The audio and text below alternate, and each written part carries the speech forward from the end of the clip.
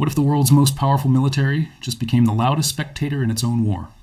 2 days in August 2026 quietly redrew the map of global power, and almost no one bothered to connect the pieces. Quick pause before we go any further. If this kind of deep geopolitical storytelling matters to you, do me a small favor right now. Tap that subscribe button, hit the bell, and share this video with one friend who still thinks world politics is just presidents reading from a podium. One share changes more than you think. Now let's get into it. Here's the short version of what you need to know about August 6th and 7th of 2026. In the span of 48 hours, 3 very different groups of nations all sent Washington the same message, and it was not the message the White House wanted to hear. Saudi Arabia, Turkey, and Pakistan signed a formal defense pact in Jeddah. Europe refused to send a single warship into the Persian Gulf, and behind closed doors, the Pentagon quietly began rewriting the rules for how the United States would use nuclear weapons for the first time in a generation. Each of those events was reported as its own headline. Almost no one treated them as chapters of the same book. That is a mistake. Because when you read them together, they tell a story about an empire that is no longer certain it can lead, and about allies who are no longer certain they should follow. That is the real story of those 2 days. Not the missiles, not the drone footage, not the press conferences. The story is about trust, and trust is the one thing no military budget can replace. Now, let me walk you back a little so the background actually makes sense. The war the world knows as the Iran conflict did not begin in August. It began in February, when the United States and Israel, working in coordination, launched a massive air campaign aimed at decapitating Iran's leadership. The opening strike killed Supreme Leader Ali Khamenei. Washington believed this would end the war the way killing a general ends a battle, quickly, cleanly, decisively. Instead, the regime in Tehran held together. The Revolutionary Guard moved fast, installed Mojtaba Khamenei as the new supreme leader, and within days, Iran did the one thing every energy analyst on the planet had warned about. They closed the Strait of Hormuz to commercial shipping. 20% of the world's traded oil moves through that strait. Closing it meant a global energy shock on a scale the planet had not seen since the oil embargo of 1973. 5 months passed between February and August. 5 months of expensive missile exchanges, drone strikes, naval skirmishes, and a slow grinding realization in Washington that the war was not unfolding the way the war planners had drawn it up. By August, American missile stockpiles had thinned out in a way that top generals would later describe in private as the most dangerous readiness gap of their careers. Patriot interceptors, THAAD batteries, long-range precision munitions, the very tools American strategy had been built around, were being consumed faster than industry could replace them. The phrase you kept hearing from defense analysts was simple and grim. The cupboard was bare. While that was happening, the American political conversation about the war had split into 2 completely different movies. One movie played out on cable news and on the president's own social media feed. Everything was going beautifully. The vice president went on a Sunday show and declared with a straight face that things were moving in a direction good for the United States. The other movie played out in the back rooms of Camp David and inside the Pentagon. According to reporting that emerged the same week, the president himself had erupted at his Secretary of Defense, furious that he had not been told the truth about how badly the munitions picture was looking. The White House called the story fake. Then it threatened long prison terms for anyone caught leaking. When a president has to threaten his own people with jail just to keep morale talking points alive, you already know the gap between the script and the stage is wider than anyone will admit on camera. But here's the thing the cable shows kept missing. While the cameras were pointed at Hormuz and at whether Trump would launch another strike, 3 enormous geopolitical shifts were happening in the background on the very same days. Earthquake number 1, the Jeddah Pact. Earthquake number 2, the European refusal. Earthquake number 3, the Russian windfall combined with the new American nuclear doctrine. Each one alone would have been a major headline. Together, they are the real story. Let me walk you through the first shift, because it is the one that changes the map in the most physical way. On August 7th, 3 men sat down in Jeddah. Crown Prince Mohammed bin Salman of Saudi Arabia, President Erdogan of Turkey, and Prime Minister Shehbaz Sharif of Pakistan. They signed what the press immediately nicknamed Islamic NATO. On the surface, it looked like a routine defense agreement, 3 governments promising to consult each other on security. Look closer, and the picture changes. Saudi Arabia brings the most oil money on the planet. Turkey brings a defense industry that can now build drones, tanks, and warships without American permission. Pakistan brings nuclear weapons. Money plus weapons. Manufacturing plus atomic capability is not a defense agreement. That is the skeleton of a regional superpower that no longer needs Washington to feel safe. And the reason they felt the need to build that skeleton is haunting. For 5 months, Iranian drones and missiles had been penetrating American air bases in Qatar, in the UAE, in Kuwait, and even in Saudi itself. American air defense systems ran so low on interceptors that allies watched in real time as the shield they had been promised cracked open over their own cities. When the people protecting you run out of bullets, you do not keep waiting for more bullets. You pick up a weapon of your own. There's another layer to this story that almost no Western outlet bothered to follow. While the Jeddah ceremony was still being photographed, the Houthis, Iran's proxy force in Yemen, fired missiles into Saudi territory and killed 58 soldiers near Marib and another 11 civilians in Najran. America did nothing. It could do nothing. The interceptors that might have stopped those rockets were sitting in warehouses marked for other bases. And on the very same day, the Iranian parliament began debating a bill that would, in effect, turn the Strait of Hormuz into a toll road. Any ship linked to the United States, Israel, or hostile nations would be banned from passing. Every other vessel would be charged a transit tax of up to 7% of its cargo value. 7%. Read that again. Iran was openly proposing to convert the most important shipping lane on Earth into a private toll booth it controlled. And the nation that had fought 2 wars to keep that lane open had run out of the equipment needed to argue. Now, zoom out for a second and think about what that single number, 7%, does to the global economy. Every barrel of oil that ships east or west through Hormuz suddenly carries an Iranian tax on top of the price. Every insurance premium for tankers goes up. Every delivery contract gets renegotiated. Every government that imports energy has to shove new costs into its budget. That is not a war move. That is a structural transformation of how global trade works. And the United States, by August, was in no position to reverse it. There was one more detail buried in this story that almost nobody tracked. Iran's own internal politics were fracturing, but in the direction American policymakers least wanted. The man most analysts had called Iran's moderate, President Masoud Pezeshkian, had appeared on national television 28 times in a single month to deny rumors that he was about to resign. 28 public denials. The moderates were being strangled by their own parliament. The Revolutionary Guard and the hardline clerical establishment were tightening their grip on every decision that mattered, including whether to talk to Washington at all. The only voice inside Iran that might have been open to compromise was slowly being silenced, which means the war hawks in Tehran were the ones left holding the phone, and the hawks do not compromise. The second shift that hit in those 2 days was the European one, and in some ways it was the most emotionally loaded. On August 6th, the European Union's top foreign policy official, Kaja Kallas, was asked a simple question: will Europe send warships to help America escort tankers through Hormuz? Her answer was the kind of answer diplomats usually spend careers avoiding. We will not allow ourselves to be dragged into a war that is not ours, with no exit strategy, simply because Washington asks. That is not a polite no. That is a slamming of a door that has been open for 70 years. Europe had worked with the United States on every major Middle East crisis since the Second World War. To hear Brussels say we will not be blackmailed in public in August 2026 was the rupture of a generation. Stick with me through this next part, because what I'm about to walk you through is the part most analysts are afraid to say out loud. The numbers behind the European refusal tell a darker story than the speeches ever will. And the next chapter of this video is going to change the way you read every oil headline for the rest of this year. Why did Europe refuse? Because of a man named Lindsey Graham and a bill that bears his initials. The Senate passed S-525, the so-called Lindsey Graham Sanctioning Russia and Iran Act. It slapped tariffs of up to 100% on any country that kept buying Russian oil or gas. On its face, the bill sounds reasonable. Punish Moscow for the Ukraine war, squeeze the Kremlin. But here's the trap nobody in Washington seemed to plan for. Because America's own war with Iran had closed the Strait of Hormuz and choked Middle Eastern supply, Europe had no choice but to buy more Russian energy just to keep its lights on and its factories running.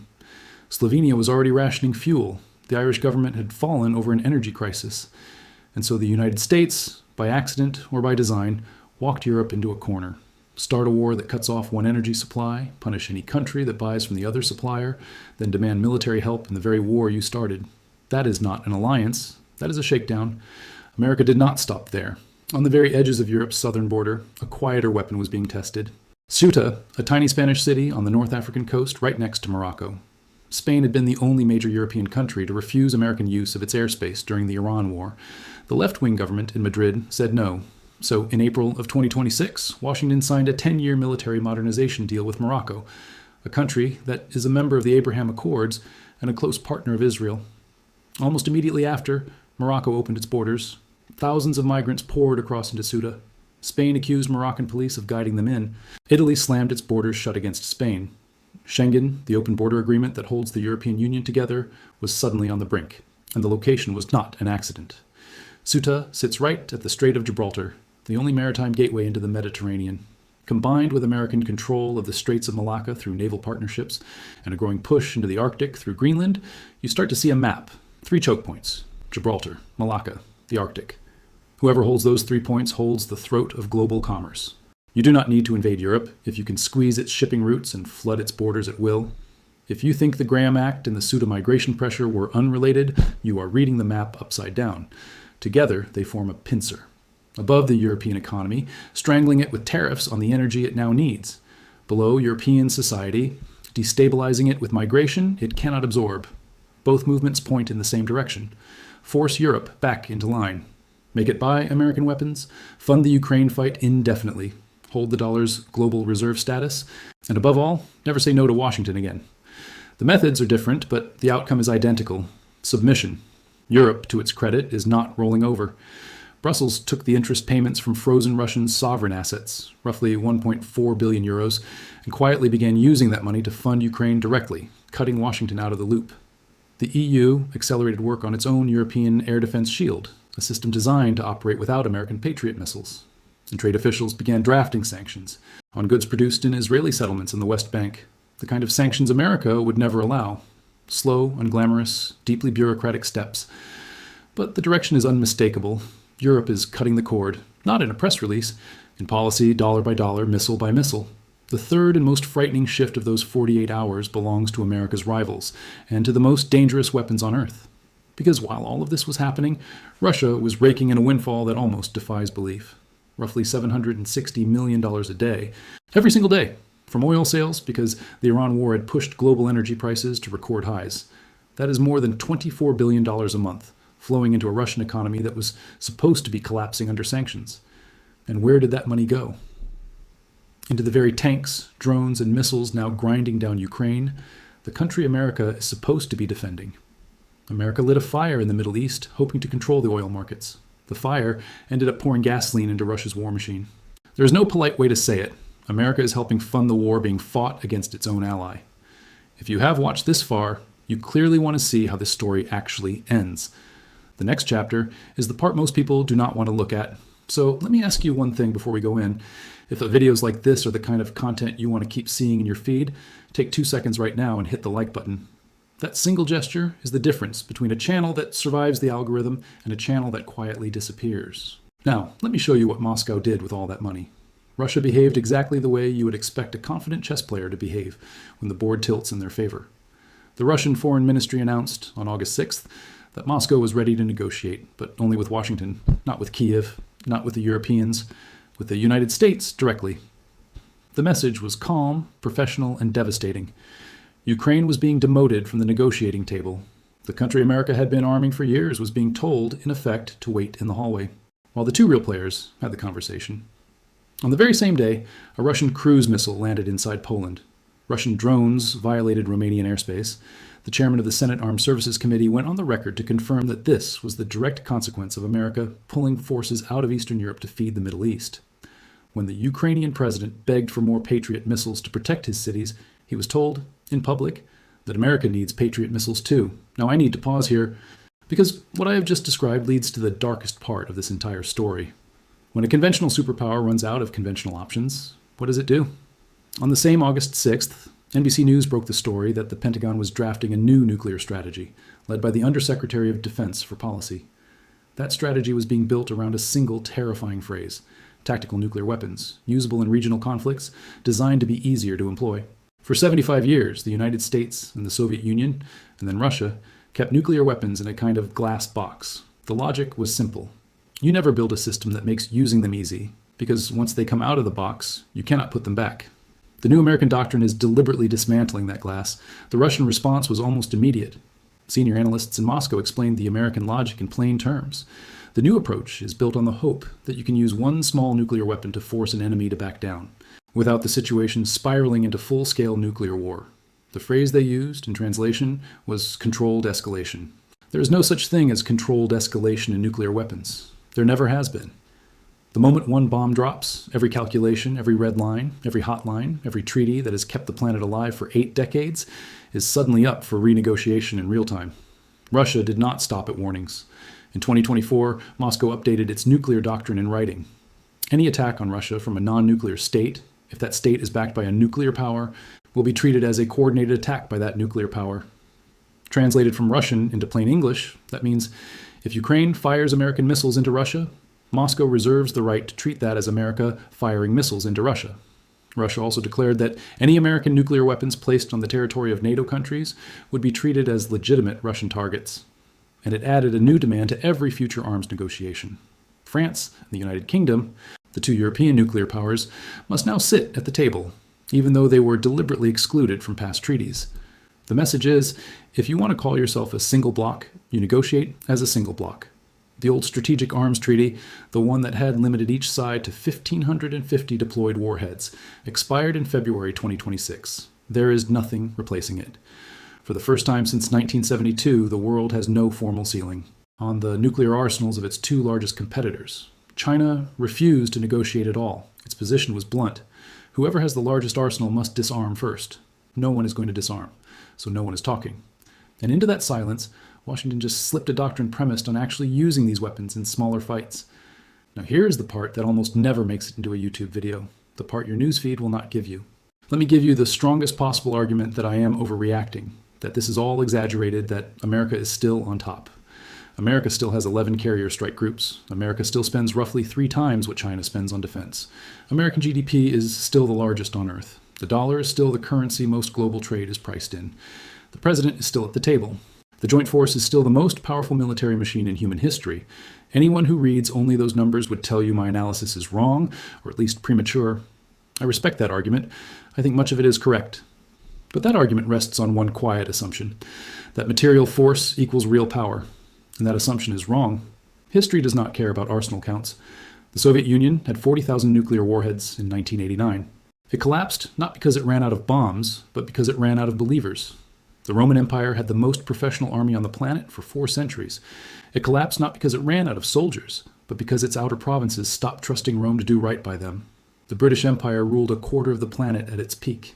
It did not fall to a stronger army. It fell to its own citizens, deciding the cost of holding the world together was no longer worth the price. Empires do not die when their enemies get stronger. Empires die when their friends stop trusting them and start hedging. This brings me to the final layer, the one that ties everything together. August 6th and 7th of 2026 is not a story about Iran. It is not a story about the Strait of Hormuz. It is a story about 3 different groups of American allies, the Gulf monarchies, the European Union, and the entire global system of arms control treaties, all sending Washington the same signal in the same 48 hours. We do not trust you the way we used to. And when 3 different groups of allies, with 3 different interests and 3 different geographies, all arrive at the same conclusion at the same time, the answer is almost never that they are all wrong. So here's where you come in. I'm going to give you 3 predictions and a challenge, and I want you to actually carry them with you for the next few weeks. Prediction 1. The American political calendar is brutal in 2026, and the president is stuck. He cannot escalate because the cupboard is bare. He cannot back down without losing face. He cannot afford to look weak before the voters go to the polls. The likely move is a symbolic victory. A beach seized, an island occupied, a photograph on the steps of a building that used to fly a different flag. If you see an amphibious operation land on an Iranian stretch of coastline in September or October, do not be surprised. The mission will not be to win the war. The mission will be to win the news cycle. Prediction 2. The Jeddah Pact is not finished. The next countries floated to join are Egypt, then Indonesia, then Malaysia. The model is not going away because the reason the model was created, the belief that the American umbrella has holes in it, is not going away. And pay close attention to who Pakistan is now talking to.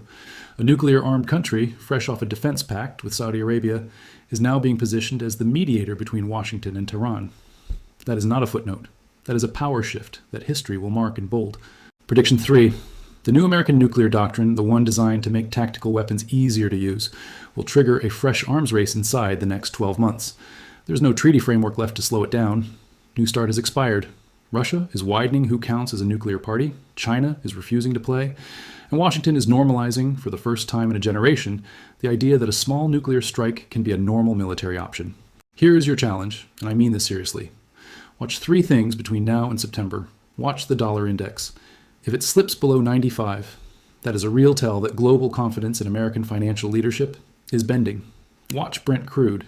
If it climbs above $90 a barrel and stays there, the Hormuz deal is failing and the grinding war of attrition is here to stay. Watch the joint exercise calendar for the Jeddah signatories. If a Saudi-Pakistani-Turkish naval exercise lights up in September, the so-called Islamic NATO is no longer a piece of paper. It is a fleet on the water. Those three indicators in combination will tell you whether August 6th and 7th was the beginning of a reordering or just a strange week that gets rolled back. If you have stuck with me all the way to here, you are the kind of viewer I make these videos for. There's a reason I spend hours on every script trying to explain the world without sound bites, without panic, without pretending I have all the answers.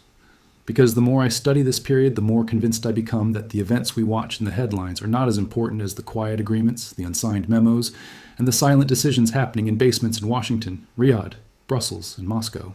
That is where the world is actually being redrawn. And that is the only way to read the map correctly. So here's the question I want you to sit with tonight.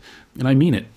When an empire can no longer convince the smaller nations depending on it to keep believing, who is really the powerful one, and who is really the dependent one? Think about that. Subscribe if you want more breakdowns like this one. Share the video with the one person in your life who still thinks geopolitics is too boring to learn, and I will see you in the next one.